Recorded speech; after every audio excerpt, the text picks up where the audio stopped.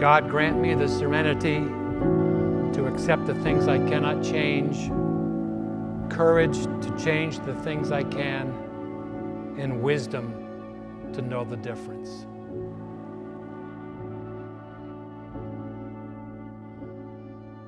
Welcome to another episode of Travels with Charlie, Vermont Politics in Real Life.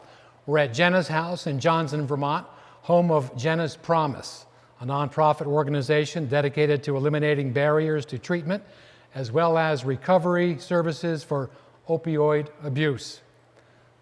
I'm joined here by Greg Tatro. He and his wife, Dawn, founded Jenna's Promise in 2019 after the tragic loss of their daughter to substance abuse disorder. Greg, thank you for joining me today.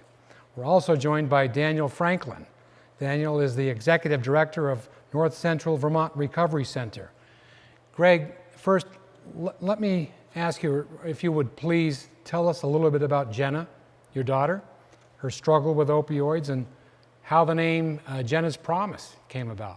Well, Jenna struggled with opioids for about 6.5 years, and it was a roller coaster for that time.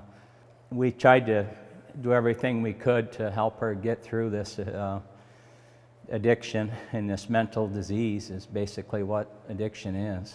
So the last rehab she was in, she went to sober living, and there was a girl there that didn't have money to stay. So Jenna called her mom, Dawn, and said, Mom, can you help this girl? And at that point, we were like, well, we've helped a lot of people, we probably can't. But so Jenna said, when I get out of here, I'm going to stay for 9 months. She said to her mother that we're going to go around the state and we're going to talk to people about addiction, and we're going to raise money to help people. And that's how Jenna's Promise started. It wasn't long after that conversation that we lost Jenna. We can't change what happened, and we can change what we do tomorrow and how we help people. So that's kind of how Jenna's Promise was founded. So this really is her dream. This is her dream. And another thing with this beautiful church, old church we were in, Jenna's life insurance actually bought this building. So it actually is Jenna's house. We call this Jenna's house, but I mean, she paid for it, kind of not a way we'd like to pay for things, but she did pay for this building. Greg, one of the things that you say that perhaps drove her back to drug use was difficulty in getting a job. In fact, she was pretty close to getting a job, and she overheard some comments as she was walking out of a job interview, and that's one of the things that I think that Jenna's house and Jenna's Promise hopes to do, is to get jobs. That's the next step when you're after recovery, is it not? It absolutely is. And it's reducing the stigma of people that, Jenna walked out of that interview and heard somebody over say that, oh, we're not going to hire her, she's a drug addict, even though at that point she was in recovery. And that's one thing that we got to bring to light here is once people are in recovery, they're no different than any of us sitting here. They're just regular old humans that want to get back into life. What do you see happening in Vermont right now as we take a look at some of the, the sober houses, the recovery houses that are throughout Vermont? We're hearing stories about some that are shutting down. Brattleboro Retreat recently laid off, I believe, about 85 people. That has to impact the rest of the state, even though it's in southern Vermont. But it's a trend that we continue to see, and it's a huge problem. Why aren't these recovery houses working? What will Jenna's house do that's different? So even before COVID, there were only 2 true treatment facilities, which are Serenity House and Valley Vista. The Brattleboro Retreat is actually an inpatient hospital that helps people with mental health conditions and addictions, substance use disorders. But already the system was troubled because of the economic model. It just wasn't financially viable as built, and so COVID kind of pushed that over the edge. And a lot, as you said, a lot of treatment facilities had already gone out of business, and they're very regional, and they also only help a tiny portion of the number of people who have substance use disorders in the state of Vermont. No matter how you look at it, there just isn't enough capacity as a system statewide. And so a lot of the solutions that have to be built are going to be local, hyper-local solutions. There's a lot of existing nonprofits and services. They deal with one piece of a person's life, whether it be treatment or recovery or detox or housing or employment, but there aren't really any organizations that do all of those things together. What we're building here is a holistic, whole life, whole person model for substance use recovery. It's offering services that help a person throughout all phases of their life and all phases of their recovery, not only to get into sobriety, which is really just phase one, but to maintain their recovery and to be able to live and to have prosperous, meaningful, successful lives. Greg, how did you come up with the formula? What we have here at Jenna's house, Jenna's Promise, as Daniel explained, it's different. It's a more holistic approach. Was that just through the years of dealing with other recovery centers with your daughter and saying that this is what's lacking and this is what we need to do? Well, like you mentioned, we lived it. So when you live it for 6 years, you see the holes. And that's basically, Don and I saw the gaps and decided this is something that we should do. We believe that safe housing for the first 30 days is critical, because if you're suffering from substance use disorder and you go back to the same place you came from before you went into treatment, the same friends, the same community, I feel your success is greatly reduced. You're going to have some housing here, are you not? We are. We're going to have some housing here. Be pretty limited though, correct? Well, we're starting out with 6 beds. Yeah, and it's going to be a female-only facility? Yes, it is female only to start with. And we have, once the coffee shop is done, upstairs is also going to be sober living, and there'll be probably 8 beds up there. So we'll get up to 14 within the next year. Yeah. Now we're getting ahead of ourselves. Now people are going, coffee shop, church. Maybe you can explain a little more what happened here. We're in this was an old Catholic church in Johnson, Vermont. Apparently it was for sale.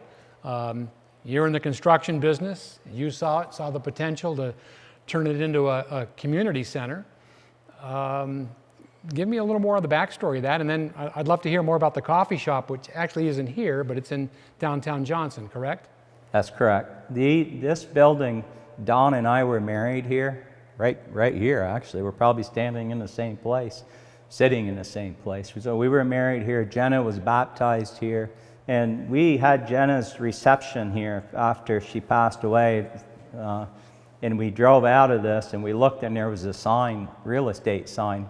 Even then we realized we have to do something to help. Tell me a little bit about the coffee house portion of this project, Greg. As you mentioned earlier, the importance, and Daniel also, the importance of finding a job after recovery and how important that is. And this coffee shop will actually offer jobs to clients, will it not? Absolutely. They'll have a place to live upstairs, and then the downstairs we're going to be roasting our own coffee and serving coffee there. So there's going to be accounting skills, there's going to be shipping skills, there's going to be baking, roasting coffee, running the barista. And the best part of that is it's going to reduce the stigma in town, because when you have folks in recovery working in this coffee shop and the general public coming in, all of a sudden you broke down that barrier, that stigma. And that's so important. These people, when they're trying to recover, they need our support. We have applications in from people who know how to roast coffee, so it won't only be people in recovery, we'll need some professional folks in there to help. You're good at delegating, I take it. I'm going to have to be. You better be. Gonna have Unless to you want be. to roast coffee. I do kind of want to roast coffee. Can you make muffins? Well, but that probably will be down. You let your wife do that. Right, but I would like to roast coffee. Daniel and actually. I can eat them. I can attest to that. Yeah. So, Daniel, one could almost argue that if you don't get a handle on it, it's actually more expensive, as you have addicts that turn to a life of crime to support their habit. Now they're not productive members of society, so they're not paying taxes, they're not working. So it would seem to me that it'd be cheaper to let's take care of the problem versus trying to handle the problems that the problem creates. So you bring up a really interesting point, which is we're putting Band-Aids on gunshot wounds right here. I really want to impress upon you that fact. We are trying to triage deep challenges in people's lives. You cannot undo decades of pain and trauma and medication in a 28-day program. People will relapse and go over and over and over. The average number of times people go to treatment before they achieve 5 years of sobriety is 8 times. Everything that we're doing is to provide pathways that fit the people and allow them to approach recovery, but also to be there for them in an intensive way to help people no matter what their stage is, to be a safety net if they do encounter challenges again, to really be that aftercare plan. One of the things that's really different about our model is that we completely remove the cost barrier. Everything that recovery centers in general and what we're doing is cost-free. People can, no matter what your background or your substance of choice, you get to access our services for free. Well, I've got the magic wand, which, in all of our episodes, at the end, we get to bring it out and we hand it to our guests and let them wave it, and anything they wish for, hopefully they'll get it. There's a lot of power in this. Before I hand it over, Greg or Daniel, if you could give websites and information to anyone that's watching this today and says, man, I'd like to volunteer, I'd like to donate, as I'm sure you could certainly use those donations, and even somebody to pick up a hammer and help maybe. Where do they go?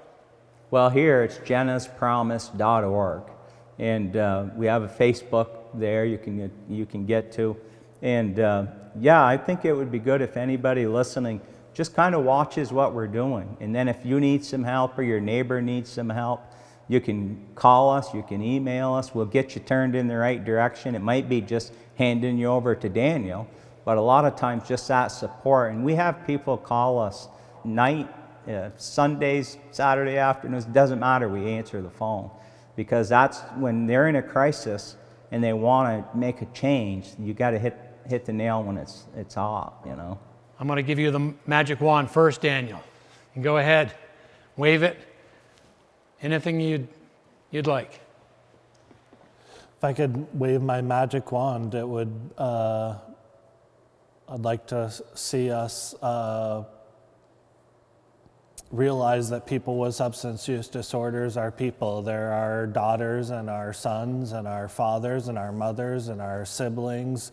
I'd like people to see the person that people can become and help us to bring those people back, to give us the ability to heal our communities and our state and our nation, because there are tens and tens and tens of thousands of people out there who need our help. Greg? Okay, so first thing I would wish is that I could turn the clock back 6 years. I know that's not going to happen. Yeah, I think we all agree with you on that. I think if we can just let the public know that these folks are just regular people and they do want to get out in the workforce and they do want to succeed.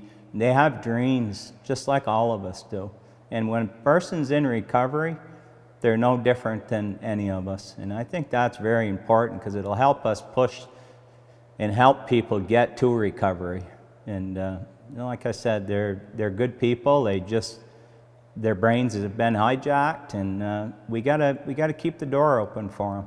Thanks to my guest today, Greg Tatro, founder of Jenna's Place, Jenna's Promise, Jenna's House, and to Daniel Franklin. Thank you both for being with me today on Travels with Charlie, Vermont Politics in Real Life. And I want to remind you that you can see more episodes of Travels with Charlie on Facebook and YouTube, and I'll see you in my travels.